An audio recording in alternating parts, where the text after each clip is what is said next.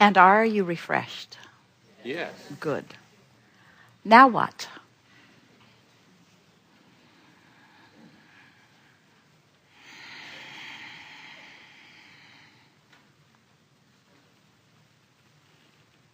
Wait.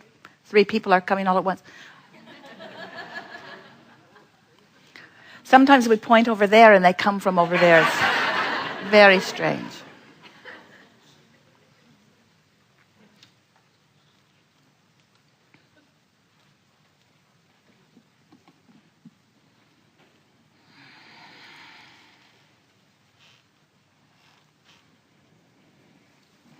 Hi, Abraham. First, I'd like to express my high-octane, turbocharged stream of appreciation. I begin my day listening to your recordings in traffic on Katy Freeway, by the way. And I find that's the best way to begin the day. Thank you. My question is on responding to negative emotions. So, after hearing your teachings, I begin enjoying negative emotions. Like, what I mean is, I know that my guidance system is working. Perfect. Yes. But sometimes I wonder if I'm responding to it by thinking downstream thoughts, or whether I'm numbing the sensations.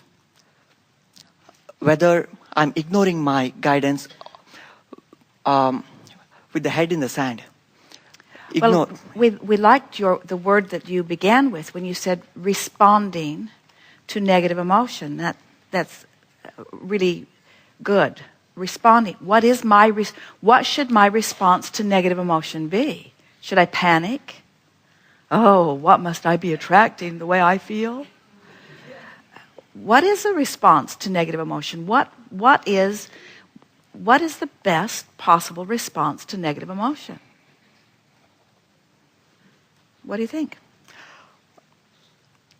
I think it's to be happy that the guidance system is working. So awareness of what? My guidance system is working, and what's it telling me?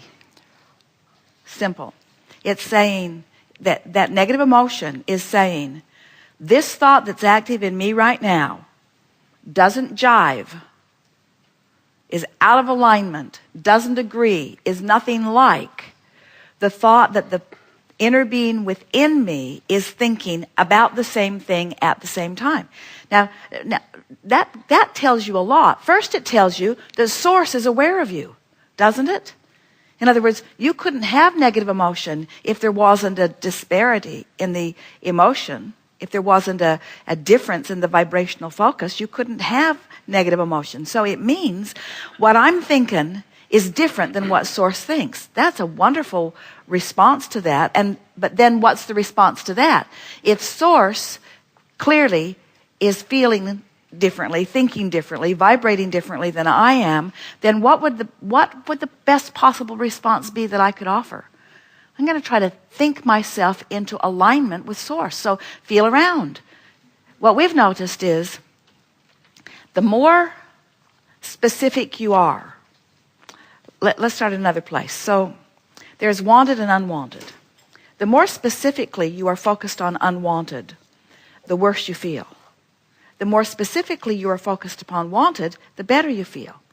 So if you're specifically focused, let's say something's happened and you've really been at it, you're in detail, you've had lots of conversations with lots of people, it's really active in your vibration, so it feels quite strong and quite steadily strong. Well, it seems like my response should be, I should just start being very specifically positive. But you can't make that jump. So the answer, the response is, get more general in your negative attention. That's the way to back away from it. In other words, start, because you can't go cold turkey. That's what Esther says to Jerry. I'm going to get better on this, but I don't think I can go cold turkey. And and she's playing about it and being accurate about it with herself.